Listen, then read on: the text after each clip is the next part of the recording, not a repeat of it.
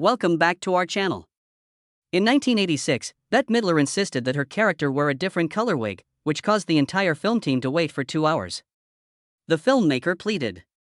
"Yell," the producer said. "Believe me," Bette responded with a smile. The film earned $71 million. Whether she liked it or not, Bette always did things that way.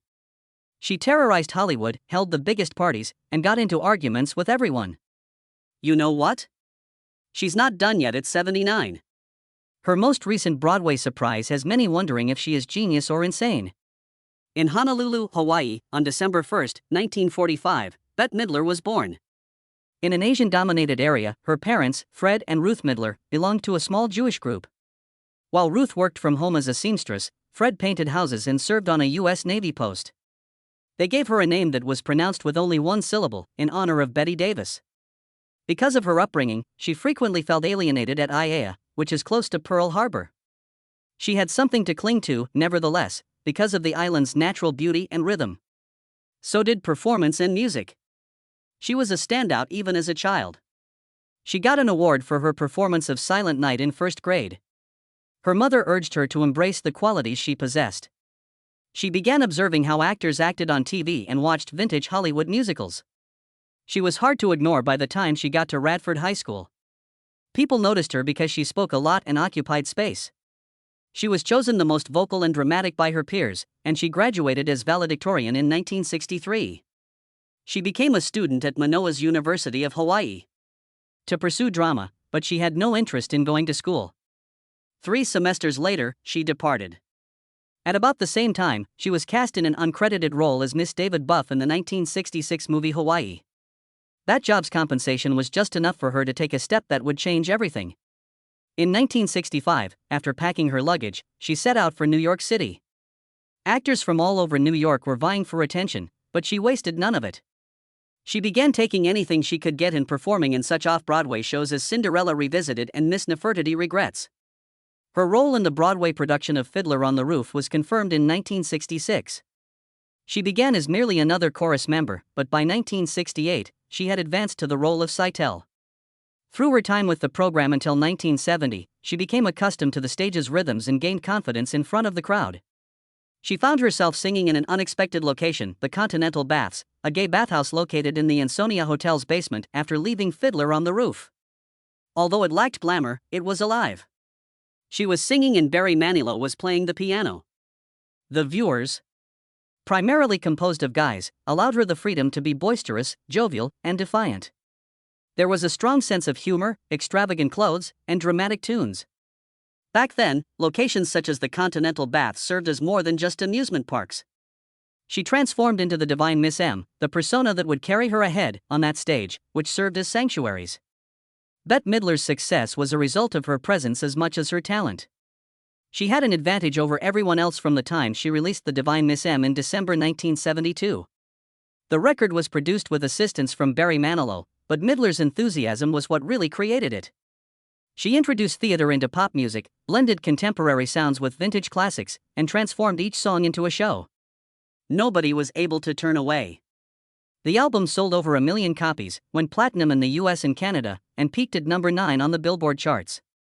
Among its 3 biggest successes was Do You Want to Dance?, Companions, and Bugle Boy Boogie Woogie. Last but not least, Midler reworked an old Andrews Sisters song from the 1940s. On the Billboard Hot 100, it peaked at number 8 and became her first number 1 adult contemporary hit. Critics noticed a change in her. She was a game changer, according to Robert Christgau of the Rolling Stone, not merely a singer.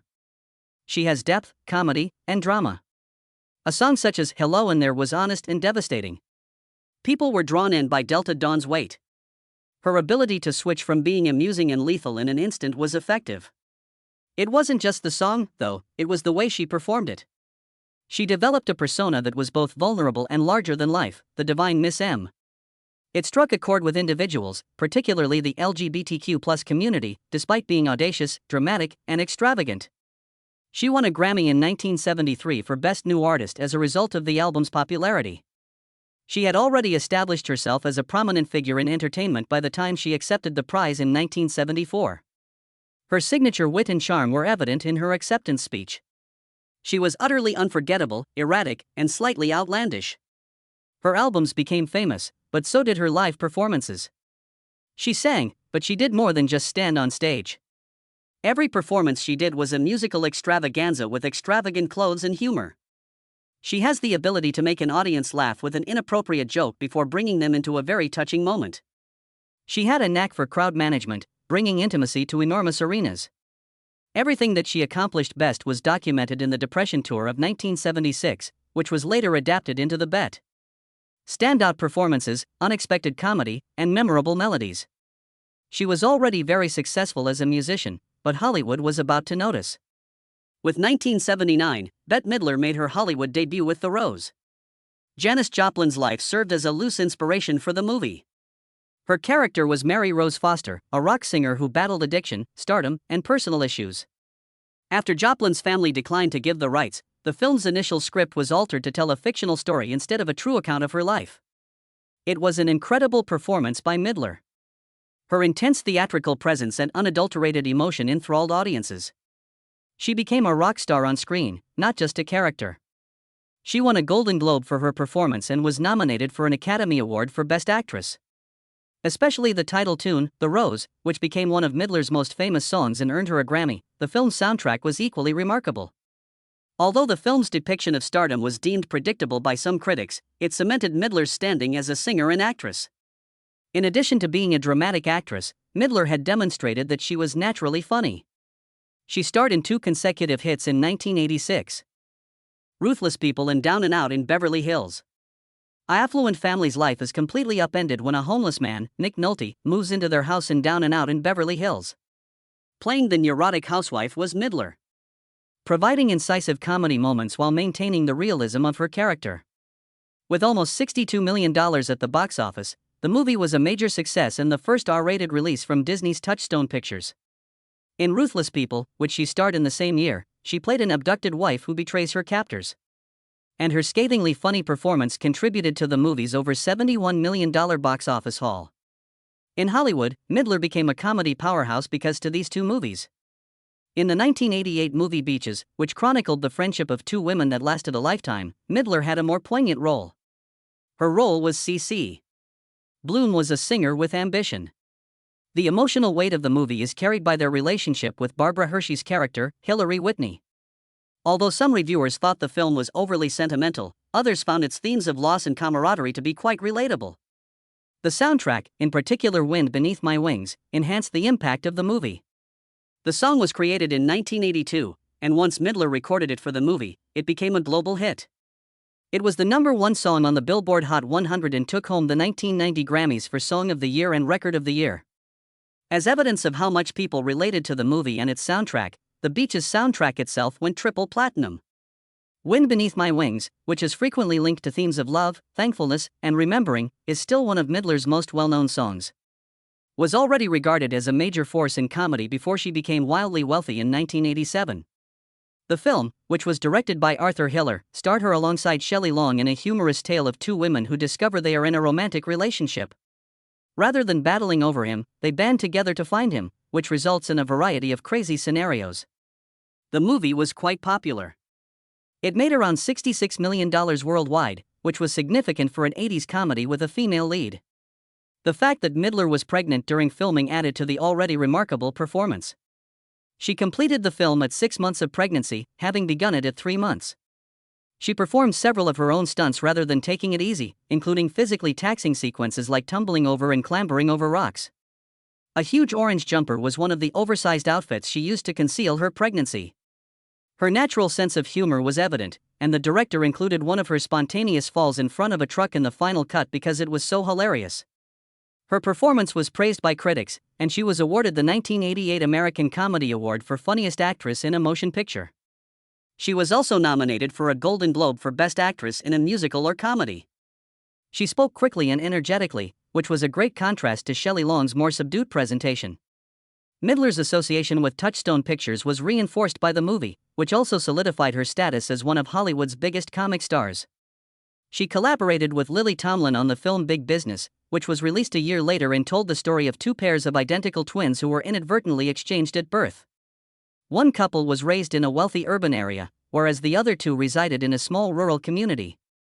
By portraying both Sadies, Midler created two distinct personalities.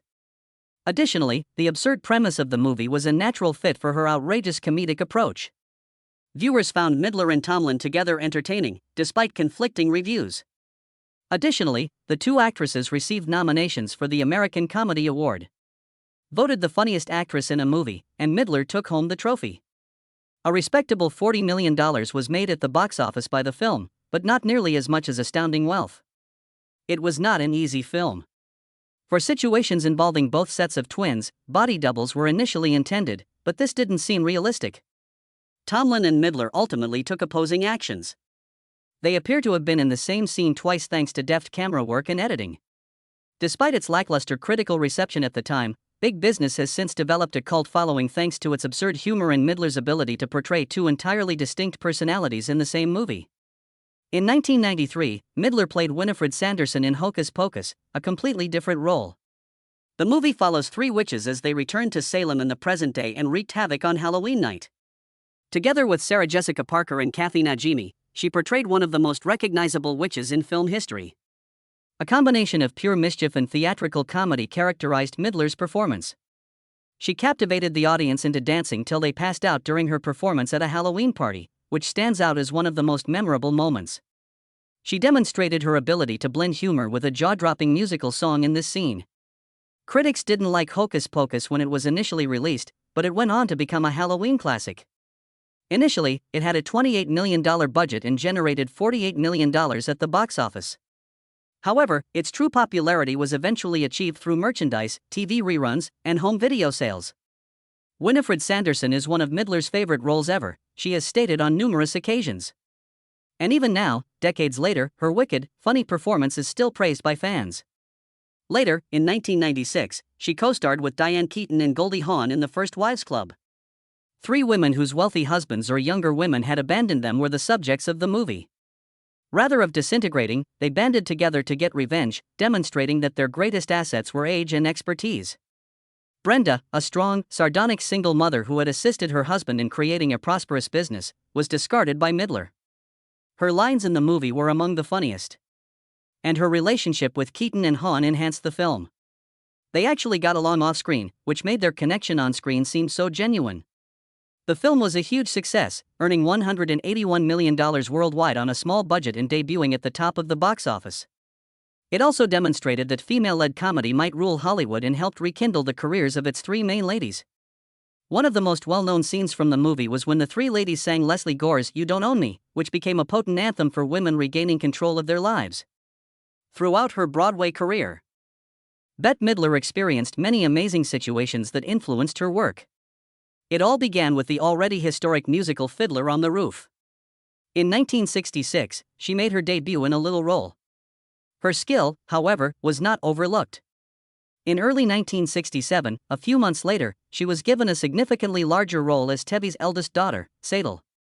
She continued with the play until 1970, when she appeared in one of the largest Broadway productions at the time. Not every musical was Fiddler on the Roof. For more than 3,000 performances, it told a compelling tale of tradition and change. It became a landmark in culture and earned several Tony Awards. According to Midler, taking part in it changed his life.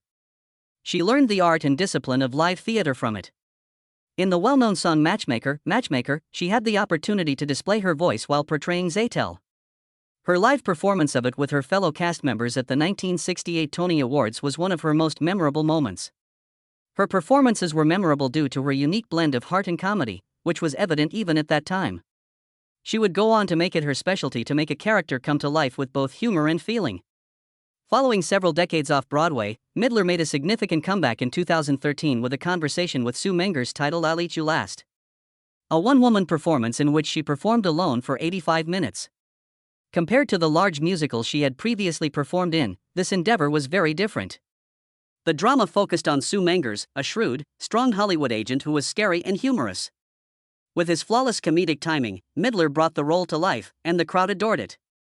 The event was so successful that it recovered its full investment in just 8 weeks. Once again demonstrating her status as a great star, she was able to effortlessly hold the audience's attention on her own. 4 years later, she played Dolly Gallagher Levi in Hello, Dolly, one of Broadway's most iconic parts. The 2017 opening of the revival caused an immediate buzz. Instantly, all of the tickets were sold out. And the show broke all previous box office records. A masterclass in charm, wit, and showmanship, Midler's performance was unforgettable. She was more than simply a character, she was Dolly. Critics were raving about her non-stop. She also received the 2017 Tony Award for Best Actress in a Musical. Despite being a Broadway icon for many years, this was her first Tony Award win in a competitive setting. She was 71 at the time, demonstrating that giving a performance that was jaw-dropping was not limited by age. Her appearance on Hello, Dolly ran until early 2018, however she came back for the last few weeks of the show's August closure. Despite the physical demands of the role, she thoroughly enjoyed it. She referred to it as one of the most fulfilling moments of her career in retrospect. Throughout her Broadway career, Midler's stage presence, voice, and audience connecting skills have always been key components. She has a vocal range of more than 2.5 octaves and is renowned for her ability to transition between comic and powerful ballads with ease. Since December 16, 1984, Bette Midler and Martin von Hesselberg have been wed. Their romance is unique in a world where Hollywood marriages frequently end in divorce. It was unplanned and unconventional, but it persisted. They met at a Los Angeles performance in 1981, but their relationship didn't work out. They were reunited at a club 2 years later by chance. Von Hesselberg took his time even then. It was an entire year before he finally picked up the phone and gave her a call. Everything happened fairly quickly after they began dating. They rushed to Las Vegas 6 weeks later, where they were married at the Starlight Chapel at 2 a.m. in a $45 ceremony conducted by an Elvis lookalike. Not until decades later, when the chapel stumbled upon and released their wedding images, did they ever have any. Their dedication wasn't impulsive, but their start was. They put in a lot of effort to create a solid base, learning to respect one another's personal space while maintaining their sense of humor.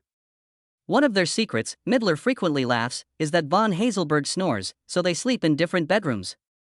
It was not always simple. They had a lot of conflict in the early years. Whereas von Hesselberg was more reticent, Midler had a brazen, brassy demeanor. There were many tense confrontations between them because of their differences, but all changed in 1986 when their daughter Sophie was born. The family took precedence. Von Hesselberg even quit his job as a commodities trader to be more involved, helping to raise his daughter and manage Midler's hectic schedule. But he wasn't merely a silent supporting actor. He worked as a performing artist with the Kipper Kids before entering the family business. But most importantly, according to Midler, he taught Sophie useful talents like cooking and foreign languages, making him the best parent who has ever lived. Because they learned to compromise, their relationship survived all the ups and downs. Although it wasn't easy for her, Midler acknowledges that listening and letting go of little disagreements were essential. Ambition, backstabbing, and the brutal game of politics were the main themes of the Netflix series. During the second season, Midler took over as Hadassah Gold, a shrewd and unafraid political operative who understood the work of the system.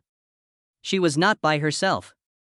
She was joined by Judith Light as a formidable team navigating a contentious state senate contest. Biting comedy was a hallmark of the show. Midler, though, brought something special. By ensuring that her persona was not only humorous but also strong, she demonstrated that women over 70 could still rule the screen. Her performance received high praise from both fans and critics, and it soon rose to the top of the season's conversation topics. She portrayed a very different type of character in The Glorias only a year later. She wasn't pretending to be a character this time. She was following in the footsteps of iconic feminist and real-life Congressman Bella Abzug, who fiercely and passionately battled for gender equality. In the movie, Alicia Vikander and Julianne Moore played several incarnations of Gloria Steinem, narrating her life narrative. Midler ensured that Bella was more than a historical person. She contributed the charisma, disposition, and exuberance that made her remarkable. When the film debuted at Sundance and then on Amazon Prime Video, critics commended Midler for bringing Abzug's brazen personality to the screen so seamlessly. By 2024, Midler had returned to entertaining audiences with The Fabulous Four, a comedy about comebacks and enduring friendships. Her role was that of Marilyn, who announces her marriage to her old pals, shocking them. Not long after her husband's death. This Key West set film featured heart, humor, and a fantastic ensemble that included Susan Sarandon, Megan Mullally, and Cheryl Lee Ralph. During their special performance of I Can See Clearly Now, Midler and Ralph recalled their long-standing friendship, which began when Ralph was a Broadway dream girl. Seeing these icons together on screen delighted fans, and the movie demonstrated that stories about older women could still be as entertaining and vibrant as any blockbuster. There is a lot of excitement among fans and reviewers about Bette Midler's potential return to Broadway in Mame. If it materializes, it might be a fantastic capstone to her already illustrious career. Her most recent Broadway appearance was in Hello, Dolly, where she wowed audiences in 2017. She received a Tony Award for her performance. She has now made references to playing Mame Dennis in the well-known musical by Jerry Herman. She said in a recent interview that the score is amazing and that she would love to perform, but she also said that it would be very difficult for her at her age to do live theater. That hasn't stopped people from imagining what a Mame resurrection guided by middlemen may entail. Not only was her stint as Dolly Levi successful, but it became a phenomenon. At the Schubert Theater, the production broke box office records and brought in the most advanced ticket sales in Broadway history. Her ability to create a fresh vibe for a beloved character by fusing genuine emotion with brassy humor won praise from critics. For that reason, Mame seems like the ideal next step. The position requires an exuberant personality. Someone who can inject humor, warmth, and a dash of ridiculousness into the performance. That's a summary of Midler. The suspense has been growing quickly. Social media is exploding with fans' enthusiasm. According to Broadway insiders, she would reinterpret a part that was made famous by Lucille Ball in the 1974 movie and Angela Lansbury on stage. Some are imagining how she would reinterpret Mame's top hits, such as If He Walked Into My Life and We Need a Little Christmas. She would definitely give the role something new, humorous, and poignant. Over 30 million albums have been sold by Bette Midler globally, putting her among the most popular vocalists of her generation. Among her many accomplishments in the music industry are 3 Grammy Awards. The Rose received Best Female Pop Vocal Performance in 1981, Wind Beneath My Wings won Record of the Year in 1990, and she was named Best New Artist in 1973. Outside of music, she became well known for her acting, receiving nominations for 2 Academy Awards for the Boys and the Rose. Her Golden Globes were also won for both performances. She made television history by winning 3 Primetime Emmys, one of which was for her heartfelt farewell on Johnny Carson's Last Tonight Show. And she did more than just show up on Broadway, she was the dominant force. A Tony Award for Best Actress in a Musical was given to her for her role in the 2017 revival of Hello, Dolly. Her impact goes well beyond one medium, as seen by her receipt of the Songwriters Hall of Fame's Sammy Cahn Lifetime Achievement Award and a Kennedy Center Award. She was born to working-class Jewish parents in Honolulu and never let any difficulties stop her from starting her career from the beginning. Performers like the Andrews Sisters and Judy Garland served as her inspiration, but she was careful to create her distinct style, which would later serve as an inspiration to many other painters. She has been acknowledged as an inspiration by Lady Gaga and Adele, who both praise her ability to blend intense emotion with theatricality. Midler is more than just a performer, though. She has consistently pushed for greater things with her position. She has a strong commitment to LGBTQ+ rights and environmental causes. And she has contributed to the conversion of abandoned urban areas into flourishing community gardens through her restoration effort in New York. She believes that performing a fantastic show is only one aspect of being an entertainer. It entails having an actual influence. That's just what she has done.